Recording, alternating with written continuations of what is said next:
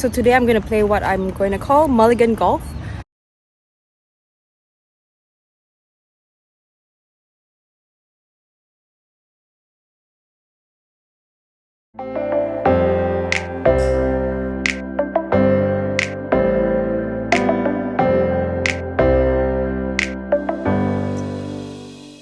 Hey guys, and welcome back to the vlog. As you guys just saw, today I'm going to be playing something that I'm going to be calling Mulligan Golf. Since the golf courses are packed, I'm not able to hit an actual mulligan, but I will just talk a little bit after each hole and let you guys know if I were to be taking a mulligan, which shot it would be on. I think it is quite interesting to see how this plays out, and I hope you guys watch to the end because I did learn quite a bit from doing this video. So I hope you guys enjoy this video. We're starting the vlog on the front line of the east course, and we're starting it off with a bang with a birdie on the first.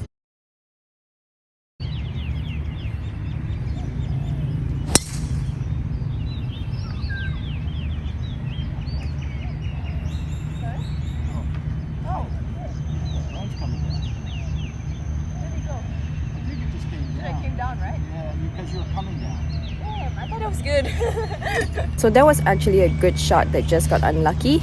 I actually hit that side there, that branch coming down, and it came all the way backwards. But I would still consider that a good shot, so just got unlucky.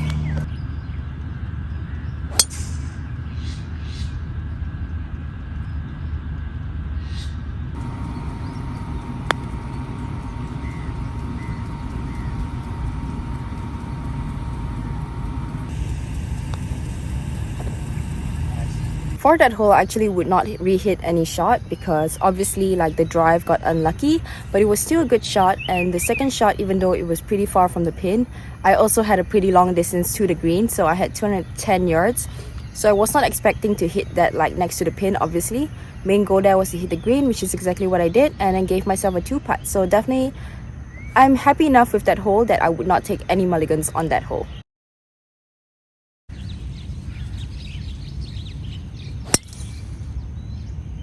Great shot.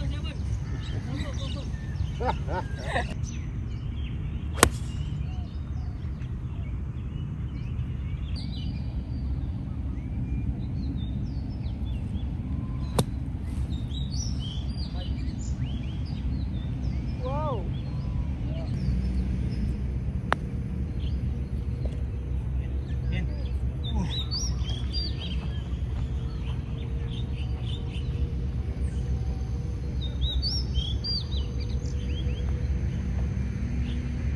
Now on that hole, the second shot, I definitely would have wanted to replay it as a mulligan because I was in between distance, like 136 to the pin. Obviously it's uphill and it's wet, so I thought I would hit a soft 7 because that carries about 145. Obviously that's still a little bit too much, but I kind of babied it too much and didn't really trust it. So ended up getting it in the bunker, which was obviously a bad play. Anything left of the pin would have been fine. There's tons of space left, which I also didn't know. So choosing a better target there and also committing to the shot would have definitely been important.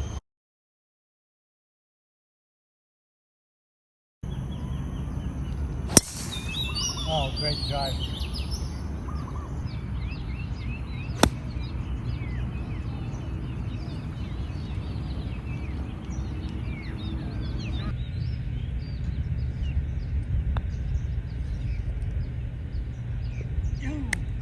I know some of you guys will say I'm nitpicking, but if I were to redo a shot on that hole, I definitely would have redone the second shot and taken that as a mulligan, just because I hit to where I was aiming, but I didn't aim to where I wanted to. So I aimed a little bit too far right, which gave me obviously like a 9-footer versus I think I could have gotten myself inside 6 feet, which even though I made the putt, it was because I hit a good putt rather than I hit a good approach shot that, you know, gave me an easy birdie, which I think I should have given myself with the distance that I was at.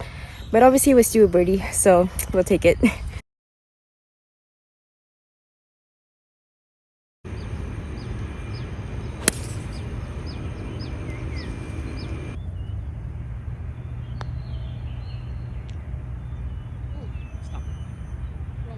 Yeah.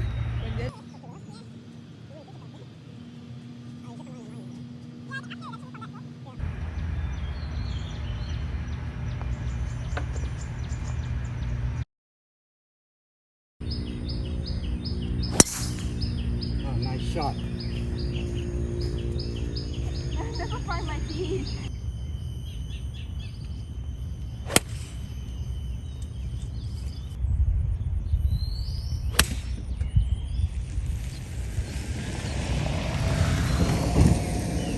Shot. Nice. I think it would have obviously been nice to hit the second shot onto the fairway. I think it would have been easier to stop the ball. But at the same time, I'm happy because I gave myself a full shot to the green, which is exactly what I needed. And because of that, it gave me the ability to hit a full shot, which I think makes a big difference when you're going for this pin. And of course, in return, I had to hit a good putt. But with a good putt, you get a birdie.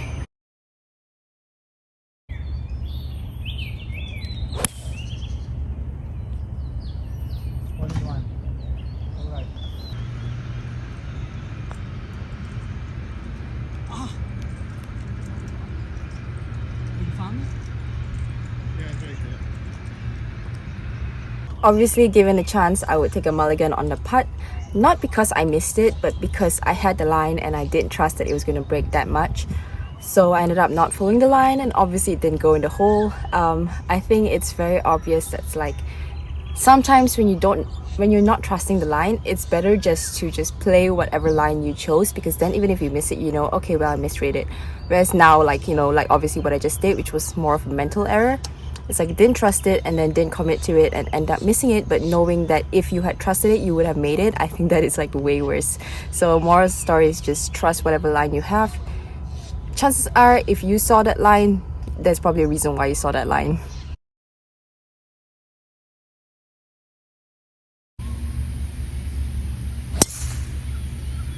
Great shot.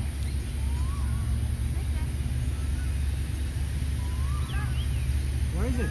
Oh, stop! You bounced in the very. Where is it? Hit the end of the bunker. The ferry.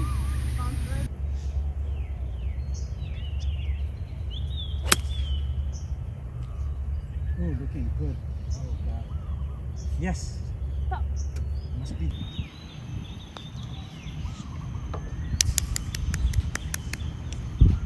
Now, if I were to nitpick, I would definitely say hit the driver more left on that shot and hit again. But I would say for that one, I actually hit a decent drive. It was just a little bit right, and that's why it almost went in the bunker, but obviously didn't. But still, I would say I would just play it as it is. Obviously, I made birdie, but I think you can make it clear now that I'm not judging whether I would hit again based on score. I'm judging based on whether I did what I wanted to do and whether I committed to it fully on every single shot. And that's what I would consider a shot that I would like to hit again when I don't fully commit to it, or when I'm not mentally ready and I still hit a shot.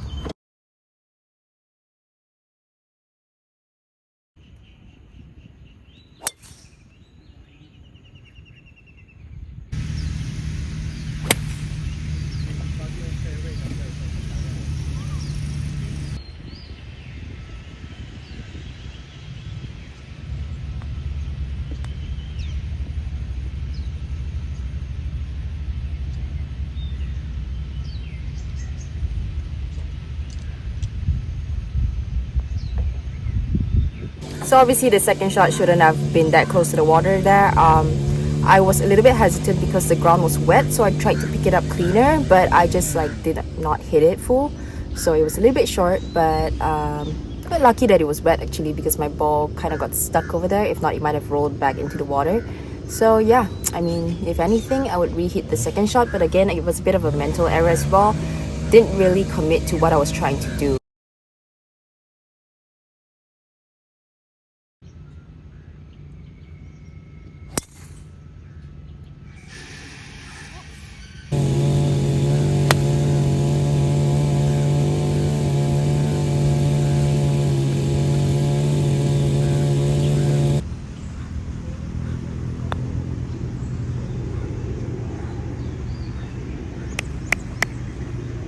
So I didn't hit the best tee shot. I kind of hit the tee more than I hit the ball, so it didn't go very far. But at the same time, it's like I think mulligans that I would redo are actually mental mulligans. So like things that I did not execute the way that I want to because I wasn't fully committed, and not really bad shots that I hit badly, because I think bad shots happen, but you can always obviously stop mental errors from happening by committing to your shot and making sure that you're fully prepared to hit your shot before you hit it.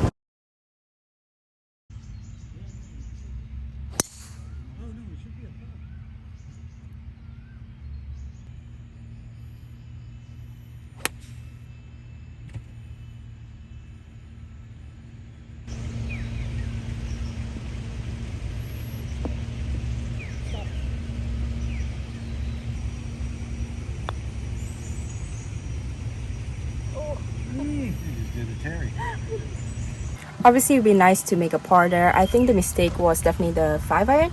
I should have at least aimed it more right, so even if I missed it, I had a better chance of being on the green or at least close to the green versus where I was in the bunker, which is obviously not an easy shot, so I'll take bogey.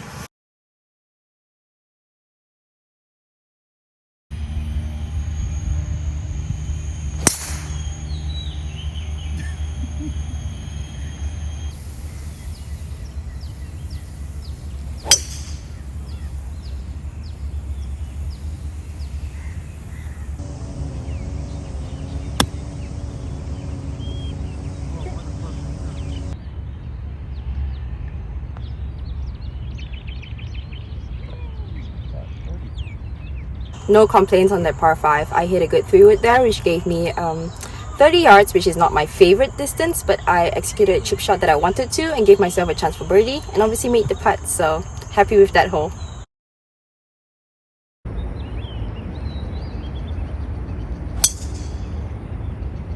Nice draw. Nice draw. So I wanted to show you guys an actual mulligan on this hole because I was standing a bit on an uphill lie, like the ball was above my feet, and I anticipated it to draw because of that. But obviously with a wedge in hand, it's not going to draw that much. It's just that as a draw player, when you're standing on a lie like this, you do tend to aim more right. So I'm just showing you guys here that sometimes trying to be more safe and play for the lies is not the best idea when you're not fully committed to the shot. Because I was aiming so far right and trying to play safe and making sure that obviously I don't pull it left into the water, I actually ended up in a worse spot than I would have if I just committed to making sure that I play for the slope but not that much, and just knowing that even though I play a draw, I'm not playing a hook. So anything just a couple of yards right of the pin would have been fine versus aiming a whole ton right and leaving yourself in a much worse position. So sometimes trying to play too safe might not work out either if you're not 100% committed to the shot.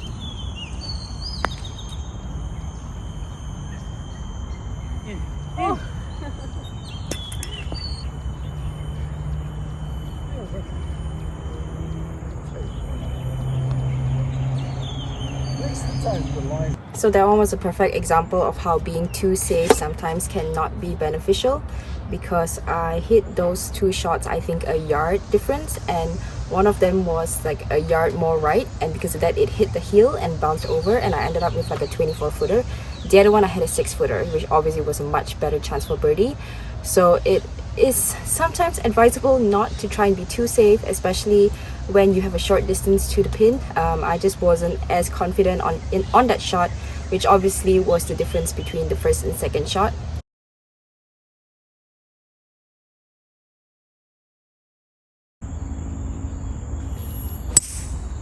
Oh, she joined you.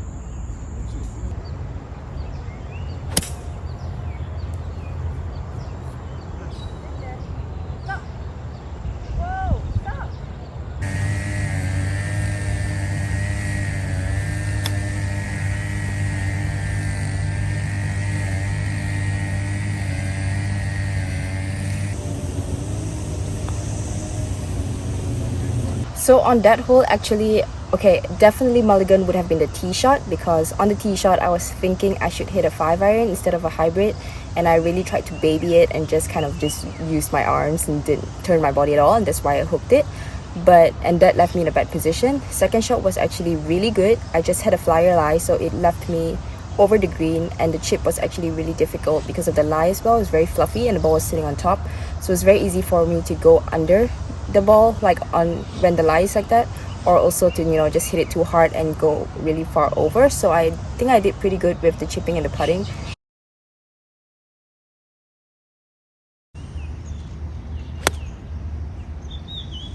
Ooh.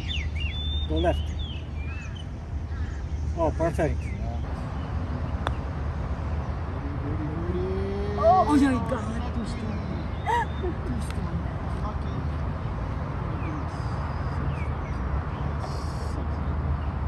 Obviously, it would have been nice to make that putt, but I'm pretty happy with that. I was not very confident on the tee shot because we were shooting different distances.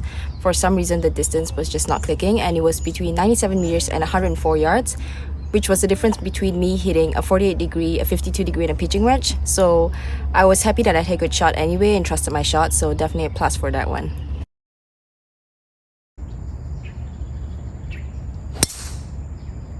Nice drive. Good layup, Jack. Right down in the... Nice shot.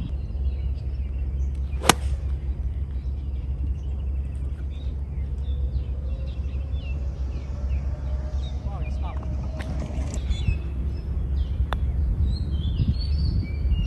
Come on.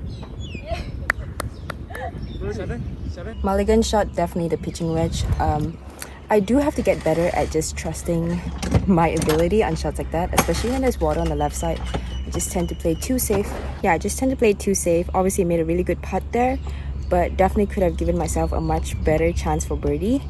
And also, if I hit it a little bit more left, it would have hit the downslope, which I was on. So yeah, aiming was very important on that shot.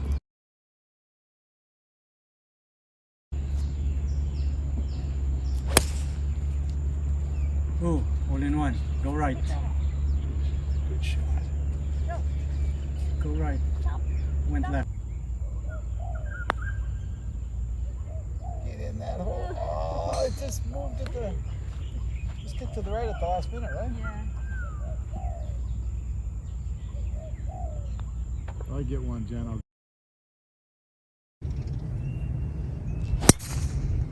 Oh, nice shot. Thank you.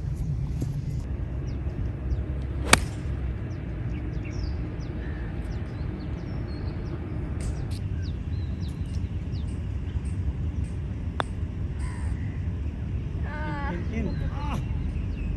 That would have been a nice way to end it. It would have been.